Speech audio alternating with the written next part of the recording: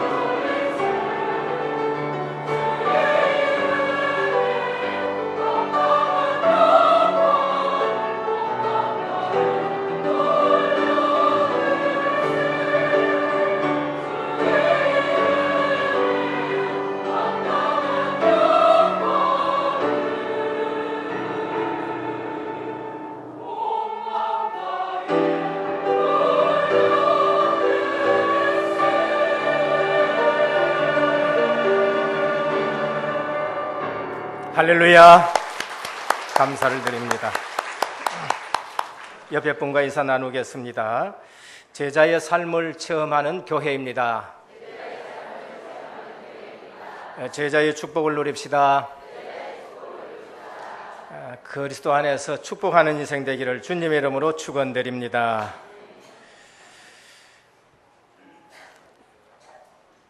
핵심 때 드라마 얘기를 잠시 들었습니다. 저는 보지를 못했었지만은 드라마 얘기 해봐야 매번 보면은 이게 사랑 얘기가 나오고 음모 얘기가 나오고 권모술수 이런 게 나옵니다. 근데 들은 대로 말씀드리면은 착한 여자가 있었었는데 어느 날 결혼을 했고 남편도 아주 성실하대요. 행복하게 살아야 되는데 여자분이 남편을 의심하기 시작을 했고 그래서 집에서 자꾸 의심하고 그러다 보니까 사람 자꾸 의심하면 그 짜증 나거든요. 그런데 이제 남편이 직장 가 있으면 직장에서 뭐 하는가 싶어가지고 이제 또 이제 의심이 되어지니까 이제 의심되어지니까 또 직장까지 또 찾아가게 되니까 남편 입장은 되게 이제 또 힘들겠지요. 남편은 그렇지를 않았는데 부인은 자꾸 그것이 생각에 꼬리에 꼬리를 물고 그렇게 된 겁니다. 근데 안 착한 것이 아니라 착해요. 착한데 그렇게 이제 자꾸 생각에 꼬리를 물고 그렇게 되는 겁니다.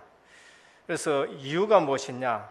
어릴 때에 그 착한 여자의 아버지가 엄마를 속이는 것을 봤다라고 생각이 되어지고 그것이 자기 결혼 생활에 생각이 되어지고 또 그렇게 보니까 행동들이 전부 그렇게 보여지게 되는 것이고 그러면서 여자분은 이제 질병으로 되어지는데 저는 그렇게 보면서 그 얘기를 들으면서 아 맞다라는 그런 생각이 들어졌습니다.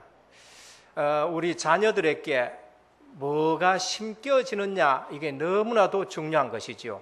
그래서 오늘 우리가 우리 생각 속에 뭐가 심겨지느냐 우리가 신앙생활을 어떻게 하느냐에 따라 가지고 이 자녀들에게까지 그게 영향이 가요. 그 유대인들의 격언 중에 보면은 부모의 팔자가 자녀의 반팔자다 그런 얘기도 없잖아 있는 것입니다.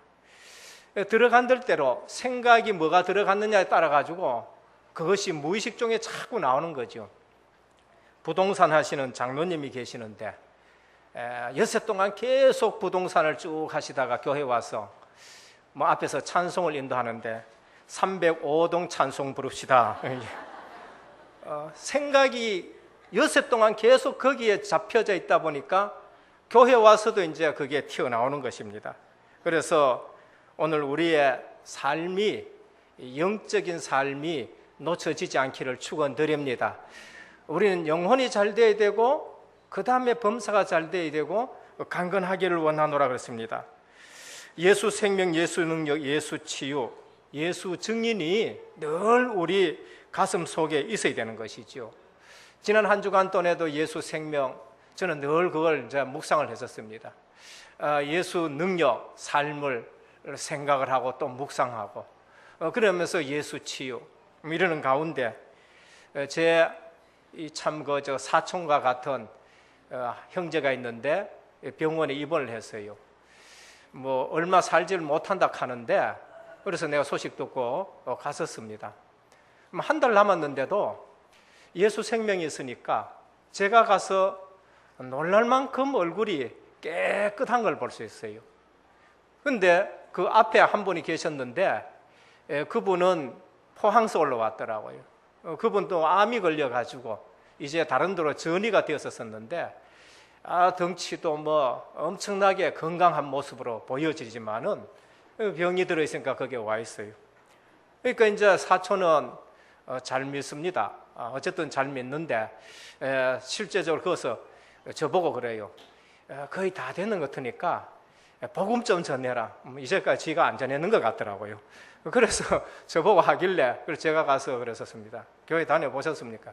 하니까 옆에 사람 얘기가 막 부인이 포항에서 열심히 잘 다니고 막 새벽 기도에 가가지고 늘 기도하는 분이다고 그렇게 얘기를 해요. 주변은 다 믿는데요. 부인도 믿고 자녀들도 믿고 전부 다 믿는데요. 그래서 믿은 지 얼마 됐냐 하니까 그냥 뭐 집사람하고 아이들하고 어느 날 이제 교회를 갔었고 이제 가정에서 내 혼자만 안 간다는 거죠. 교회 가보셨네 하니까 갔다 그래요.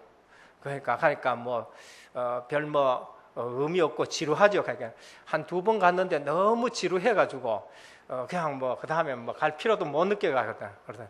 그래서 교회에 갈 이유, 예수를 믿어야 될 이유에 대해서 제가 말씀드리겠습니다 하고 원래 인간부터 생각합니다. 원래 인간은 지금 이처럼 아프고 고통당하고 이런 것이 아니다고. 원래 인간은 우리 육신만 가진 것이 아니고 우리 눈에 보이지 않는 하나님의 형상이 있는 것이 그게 원래 인간이고 그게 영혼이다.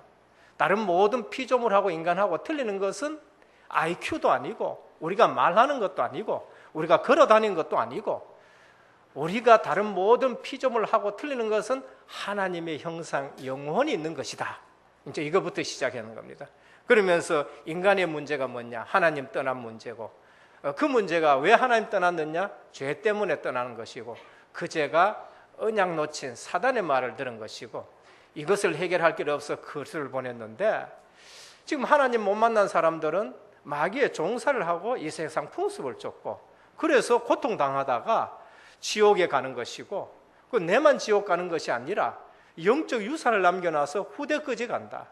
우리 선생님만, 사장님만 그런 것이 아니라 사장님 후대에도 그런 것이다. 얘기를 들어보니까 뭐 포항에 뭐 건물도 많고 뭐 되게 부자고 그러는데, 아이 영적인 문제에 비롯해 가지고 이제 자기 문제가 탁 닫힌 거지요. 그래서 예수 믿는다는 것은 마귀의 종에서 멸망받을 그 현장에서 빠져나와서 하나님의 자녀가 되는 것이고, 이 땅에서 하나님 자녀로 증인으로 살다가 하나님 부르시면은 아버지 집에 가는 거 당연한 거 아니냐? 자식이 아버지 집에 가듯이 아버지가 부르면은 천국에 가는 것이다. 이 시간 그리스도를 믿자, 예수 영접하자 하니까 아무 저항 없이 그리스도를 영접하게 됐었습니다. 오늘 우리는 실제로 내 삶이 어떤 삶인가 확인을 해야 되는데, 성경에서 보면은 시편에 시냇가에 심은 나무라 그랬습니다. 하나님 떠난 인생은 생명 없는 삶이에요. 그것을 오늘 시편에서 우리에게 말씀합니다. 많은 사람들이 교회에 와서 앉아 있으면은 뭐 지루하다 뭐 이런 얘기를 많이 하지요. 또 성경 읽자 하면은 성경에 대해서 어렵다 그렇게 말합니다. 성경은 어려운 것이 아닙니다. 예수님 한 분만 알면 되는 줄 믿으시길 바랍니다. 성경을 가지고 다른 것을 보니까 어려워요. 성경을 가지고 예수님을 바라보고 예수님을 찾으면은 그것만큼 쉬운 것이 없습니다. 신앙생활이 어렵다 하는데 그것은 종교적인 가르침을 가지고 오늘날 살아왔기 때문에 신앙생활이 어려운 거예요.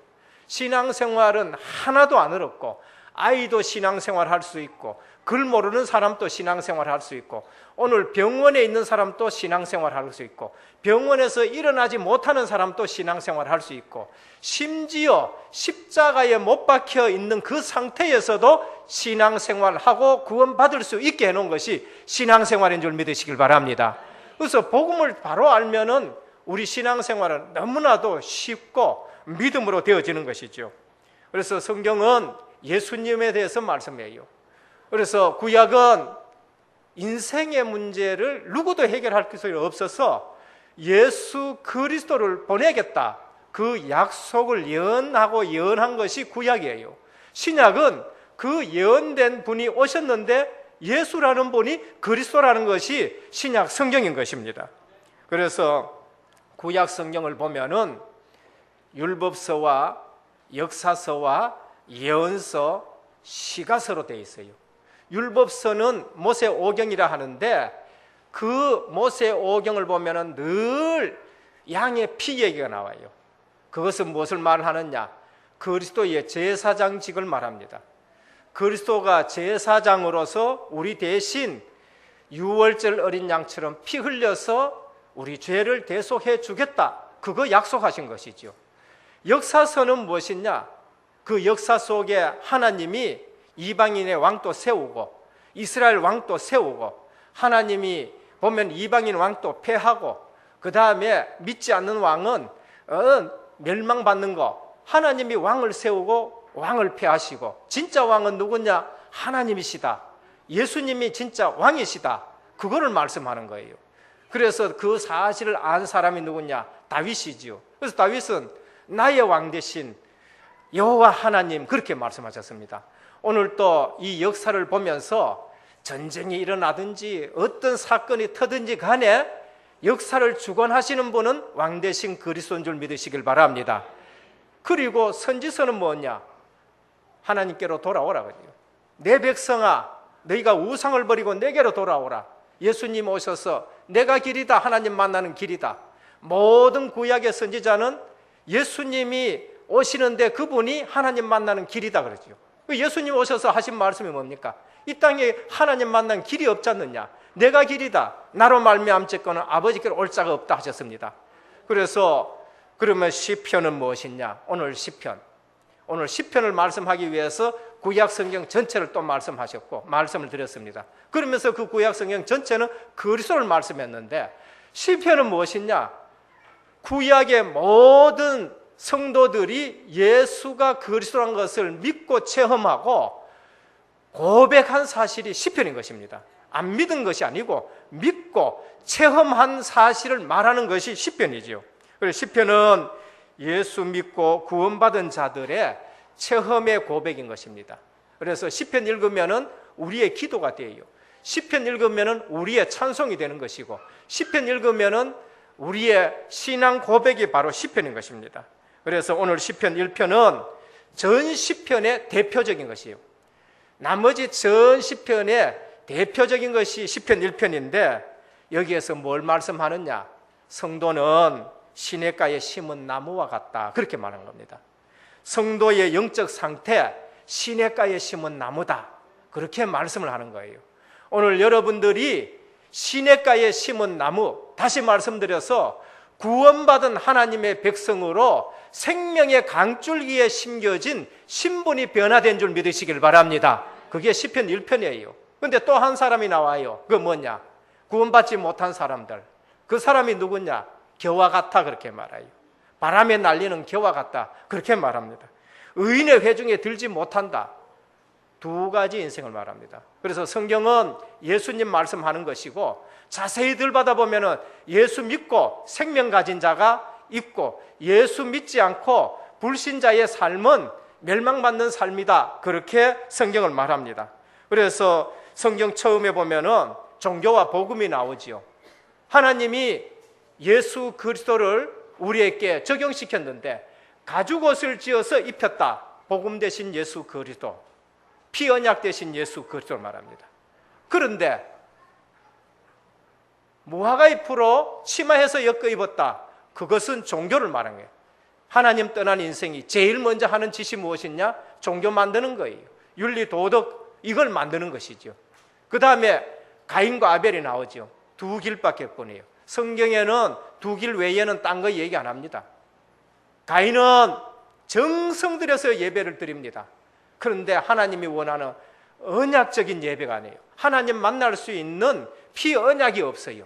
아벨은 정성 이전에 피 언약을 가지고 하나님 앞에 예배를 드립니다. 그게 복음이에요. 그리고 역사서에 보면 왕이 두 왕이 나오는데 다윗의 길을 따른 왕이 나오고 여로보암의 길을 따른 왕이 나옵니다. 다윗의 길은 예수 그리스도 아는 왕, 그 다음에 여로보암 따른 왕은 우상 섬기는 왕. 성경에는 예수님을 중심으로 항상 두 가지를 얘기해요. 믿는 자, 안 믿는 자. 그래서 예수님이 오셔서도 그렇게 말씀합니다. 좁은 길이다, 그건 생명의 길이다. 넓은 길이다, 그건 멸망의 길이다. 넓은 길이 무엇이냐? 모든 종교의 길이 넓은 길이에요. 모든 종교는 같다. 그리고 이 종교에도 구원이 있고 저 종교에도 구원이 있다. 좋은 얘기입니다. 너희 종교도 좋고 우리 종교도 좋다. 그리고 착한 일 하자. 전부 같이 합해서 착한 일 하자. 그게 넓은 길이에요. 그런데 다른 일로서는 구원을 얻을 수 없나니 천하 인간의 구원 얻을 만한 다른 이름을 우리에게 주신 일이 없다. 그거는 좁은 길이에요. 그게 유일한 길인 줄 믿습니다. 그래서 좁은 길이다 그래요. 생명의 길은 하나밖에 없어서 그것이 좁은 길이다 그렇게 말씀을 합니다. 우편강도 좌편강도 성경에는 두 가지밖에 뿐이에요. 우측에 있는 자들에게는 복받은 자들이다. 예수 믿고 좌측에 있는 자들에게는 저주받은 자들이다. 종교생활한 사람. 그러니까 주여 우리가 주님의 이름으로 선한 일도 하고 착한 일도 하고 주님의 이름으로 능력도 행하고 병도 고쳤습니다. 예수님께서 불법을 행하는 자들아 떠나가라 그렇게 말했죠. 무엇을 얘기합니까? 복음 놓친 삶을 말하는 거죠. 역사 일어나는 것이 중요한 것이 아니라 유일하신 그리스도를 믿느냐 안 믿느냐가 중요한 것이요. 인생의 문제가 무슨 문제인지를 지금 모르고 신앙생활하고 해답되신 그리스도를 모르고 신앙생활 아무래도. 그래서 해적선 얘기를 많이 하지요. 해적선 안에서 착한 일을 하는 귀한 의사가 있었습니다.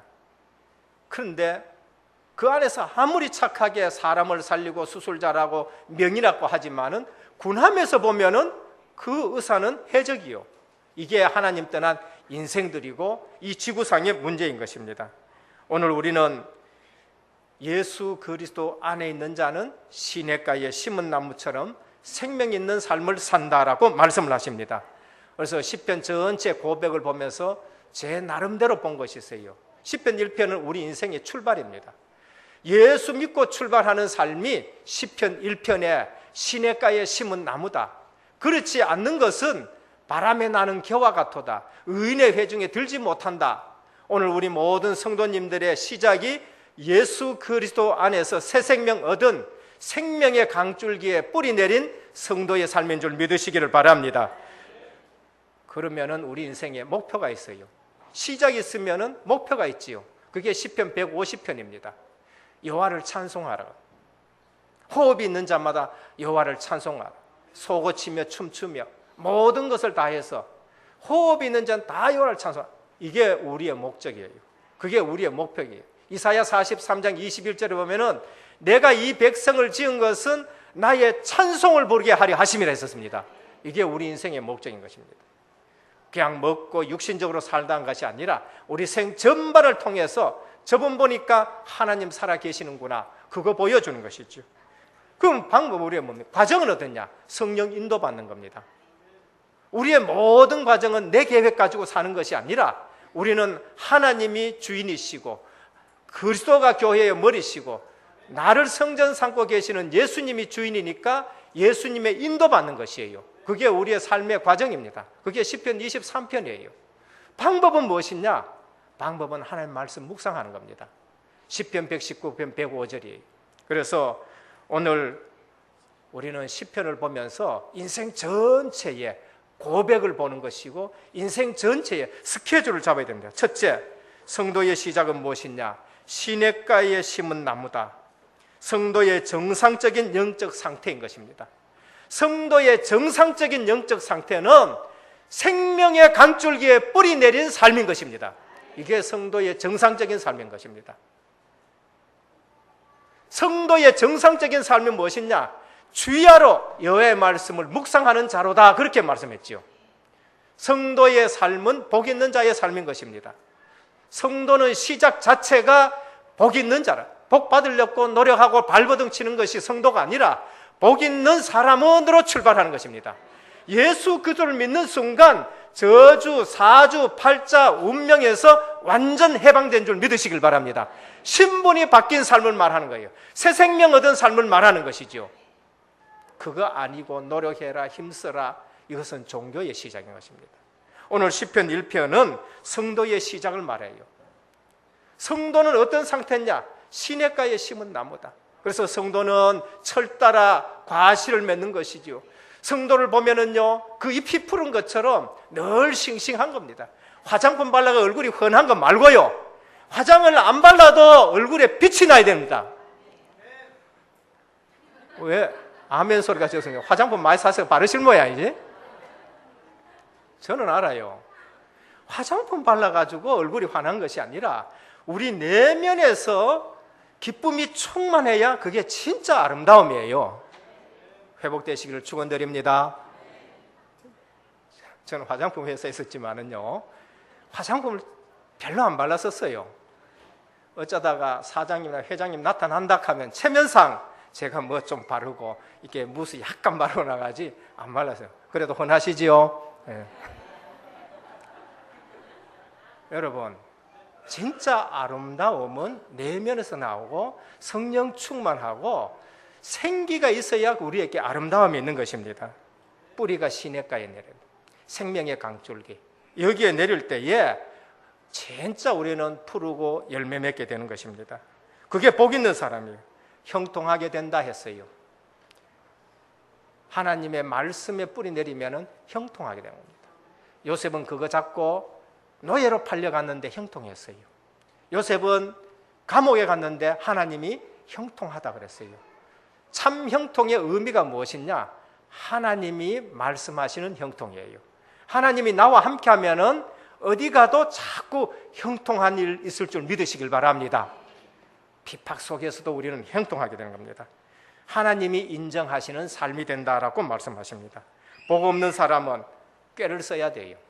복 없는 사람은 먹기 위해 가지고 죄인의 길에 서야 되고요.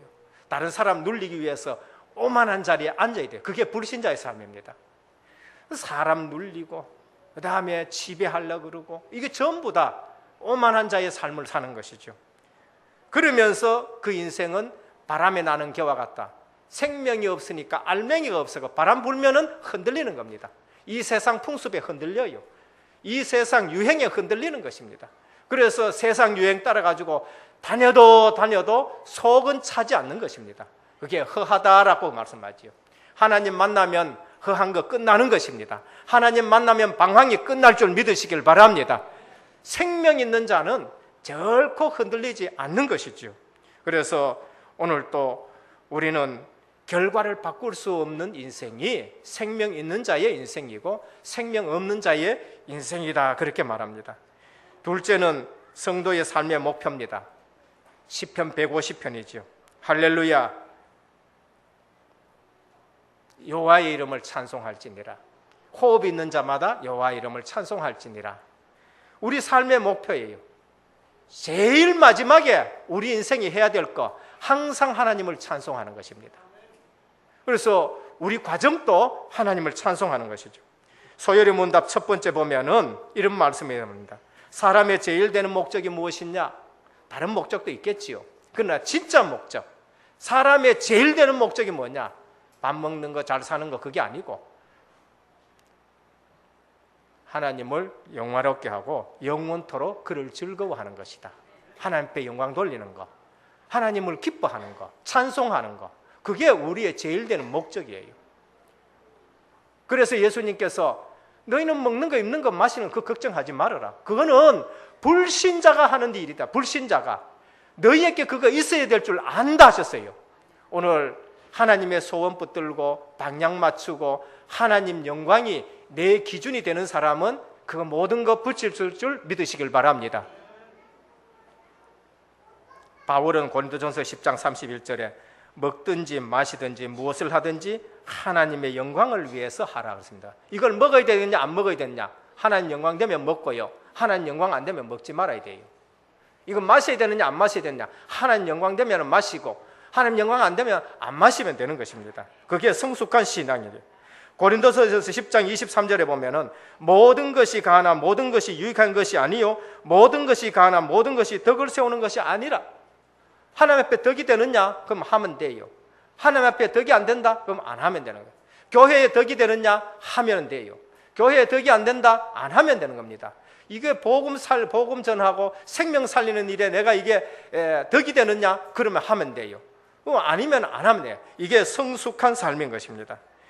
오늘 또 하나님의 영광을 본 자들은 성소에서 찬양하고 궁창에서 찬양하고 하나님의 위대한 역사 앞에서 찬양하고 모든 악기를 다 동원해서 찬양하라, 그렇게 말씀했었습니다. 오늘 우리 찬양대도 앞으로 이러한 찬양 일어나기를 축원드립니다. 모든 사람들이요 정말로 자기 재능을 다 가지고 와서 하나님께 영광 돌리는 겁니다. 셋째, 성도의 삶의 과정은 인도받는 삶인 겁니다. 그것이 시편 23편이에요. 그러면 출발과 목적 있으면 그 과정은 인도받는 삶입니다. 다윗이 그것을 너무나도 잘 알고 여호와는 나의 목자시니 내가 부족함이 없으리로다. 그가 나를 푸른 초장으로 인도하시며 쉴만한 물가로 인도하시는도다. 여러분 인생 누가 인도합니까? 주님이 인도하십니다. 주님이 인도하시면은 시냇가가 나와요. 주님이 인도하시면 푸른 초장이 돼요. 주님은 잊어버리고 내 마음대로 하다 보니까요 그 병원에 있는 그분처럼요 시큰 육신적으로 다 쌓아놨는데 어느 날 그것이 한순간에 무너지는 걸 볼 수 있습니다. 요한복음 10장 10절에 보면 도적이 오는 것은 도적질하고 죽이고 멸망시키려 하는 것뿐이요 내가 온 것은 양으로 생명을 얻게 하고 더 풍성하게 하려 함이라 했었습니다. 절대 속지 않기를 축원드립니다. 성도가 구원받아 놔놓고 왜 갈등하느냐? 성도가 구원받아 놔놓고 하나님이 책임지는데 왜 어려움을 당하느냐? 인도를 안 받아서 그래요. 일은 열심히 합니다. 그리고 결정적인 순간에 인도 안 받아요.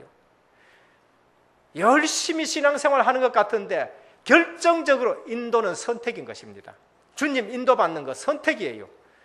정말 주님이 원하시는 거, 하나님의 계획, 하나님의 뜻, 교회에 유익한 거, 그 다음에 복음에 유익한 거, 우리를 하나 되게 하는 거, 그 다음에 전도 선교하는데 이런 데 인도받아야 돼요. 그것이 실제적인 삶인 것입니다. 그래서 그 영혼을 소생시키신다. 우리가 인도받아 가면은요, 하나님이 우리를 소생시키는 겁니다. 하나님의 인도받아가고 주님 인도받아가면 사망의 음침한 꼴짝이라도 다를지라도 해를 두려워하지 않는 것은 주께서 함께 하심이라. 주님이 나와 함께 하시는 인도 속에 있으면은 핍박이 와도 괜찮고요, 뭐 어떤 어려움이 와도 괜찮아요. 그게 초대교회 성도예요. 그것이 다윗의 삶이었고, 그것이 요셉의 삶이었고, 그게 모세의 삶이었어요. 육신적인 기준으로 보면은 그것이 어렵지만은 주님의 인도 속에서 내가 그 자리에 와가 있다, 주님이 나와 함께 하신다, 사망의 음침한 꼴짜기를 다닐지라도 해를 두려워하지 않는 것은 주께서 나와 함께 하심이라 하셨습니다. 주의 지팡이와 막대기가 나를 안위하시나이다. 우리가 잘못길 가면은요, 주님은 막대기와 지팡이 가지고 두드러 패서라도 바른 길로 가게 하는 거예요. 그래서 주님의 지팡이, 막대기가 우리를 안위하시는 것이죠. 하나님의 인도에는 정확한 승리의 시간표가 있는 것입니다. 그래서 갈등하지 마시고 주님의 인도만 계속 받아가기를 주님의 축원드립니다. 결론입니다. 그러면 어떻게 해야 되느냐? 구체적으로 어떻게 할 게 필요 없습니다.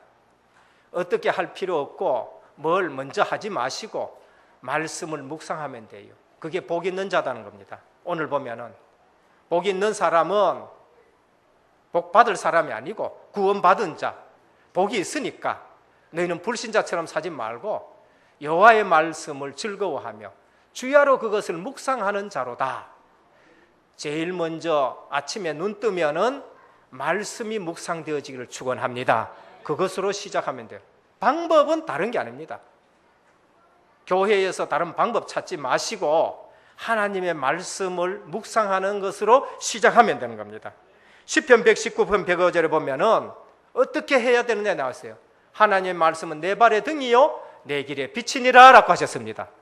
하나님의 말씀을 따라가면은 그 말씀이 빛이 되고 내 발의 등이 되는 것입니다. 그 말씀대로 쭉 따라가면은 어느 날 성공의 자리에 와 있고 어느 날 서밋의 자리에 와 있습니다. 늘 렘넌트에게 하는 말씀이 그거지요. 우리는 순간순간 하나님의 말씀을 놓친 거예요. 그래서 시편 119편은 아주 긴 고백인 겁니다. 그런데 여기에 많이 나오는 단어가 무엇이냐? 읊조린다라는 말씀이에요. 읊조린다. 시편 119편 15절에 보면은 내가 주의 법도를 작은 소리로 읊조리며 주의 길들에 주의하며 했었습니다. 구원받은 자의 삶입니다. 읊조리며. 시편 119편 27절에 보면은 나에게 주의 법도들의 길을 깨닫게 하여 주소서. 그리하시면 내가 주의 기한 일들을 작은 소리로 읊조리겠습니다. 시편 119편 148절에 보면은 주의 말씀을 조용히 읊조리렸고 내가 새벽에 눈을 떴나이다 라고 했었습니다. 조용한 시간에 주의 말씀을 읊조리기 위해서 내가 눈을 떴다 했습니다. 시편 119편 23절에 보면 고관들도 앉아서 나를 비방하여 싸우나 주의 종은 주의 율례들을 작은 소리로 읊조렸으나이다. 세상 권세 있는 자들이 우리를 조롱하지만은 나는 주의 말씀을 읊조린다라고 그렇게 말씀했지요. 오늘 또 71편 24절에 보면 나의 혀도 종일토록 주의 의를 작은 소리로 읊조리오려니 나를 모해하려 하던 자들이 수치와 무한을 당하였나이다. 여러분 힘든 일이 있습니까? 하나님의 말씀을 묵상하시고 읊조리시기를 축원합니다.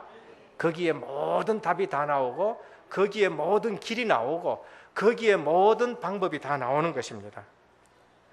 읊조리다. 하나님의 말씀을 갖고 읊조리고 기억하고 신앙 고백하면 돼요.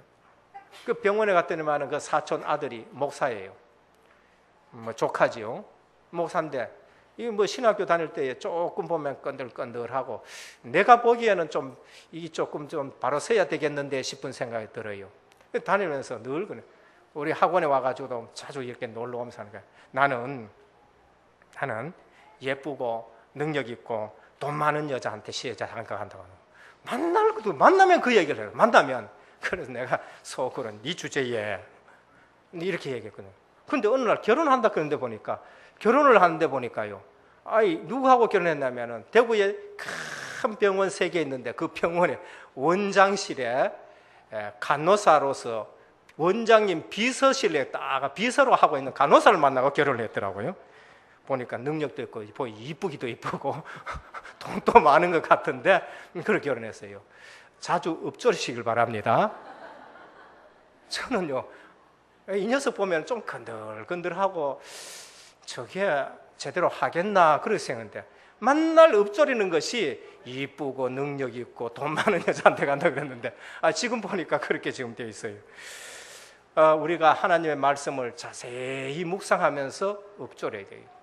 하루의 시작이 그렇게 시작되어지고 24시가 말씀의 묵상이 되길 바랍니다. 그럴 때에 어떤 일이냐? 기적이 일어나요. 하나님의 말씀을 묵상할 때에 기적이 일어난다. 시편 19편 7절에서 10절에 보면은 어떤 기적이 나느냐? 여호와의 율법은 완전하여 영혼을 솟게 하고 이것보다 더 큰 기적이 없어요.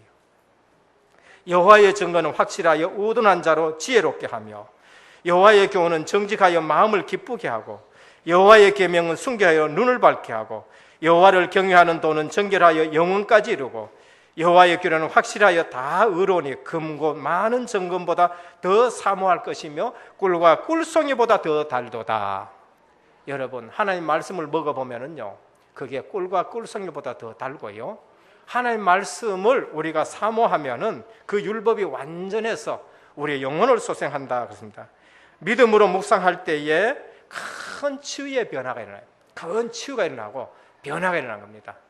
왜 안 되느냐? 안 되는 게 아닙니다. 말씀을 늘 묵상하되 우리 은혜교회가 이제 영성훈련 속으로 들어가기를 축원드립니다. 그래서 성경을 읽으시고 메시지를 묵상하시고 거기에서 나타나는 하나님의 능력을 누리시고 치유를 경험하시고 그래서 증인으로서는 우리 모든 성도님 되기를 우리 주 예수 그리스도 이름으로 축원드립니다. 기도하겠습니다. 하나님 감사합니다. 우리를 복 있는 자로 하나님이 구원해 주셔서 생명의 강줄기에 뿌리 내리게 하시니 감사를 드립니다. 우리가 쏟는 것은 늘 하나님의 말씀을 놓치는 것인데 하나님의 말씀이 묵상되어지게 하시고 그것이 기도 제목으로 우리의 입술에 마음에 읊조림이 끊어지지 않게 하옵소서. 그래서 시작이 복음 안에서 시작하고 우리의 목적은 하나님 영광이요 우리의 모든 과정은 인도받는 것인데 하나님 말씀을 따라 인도받아서 한 시대에 귀하게 쓰임받을 수 있는 제자의 삶이 회복되게 하옵소서. 우리 주 예수 그리스도 이름으로 기도드립니다. 아멘.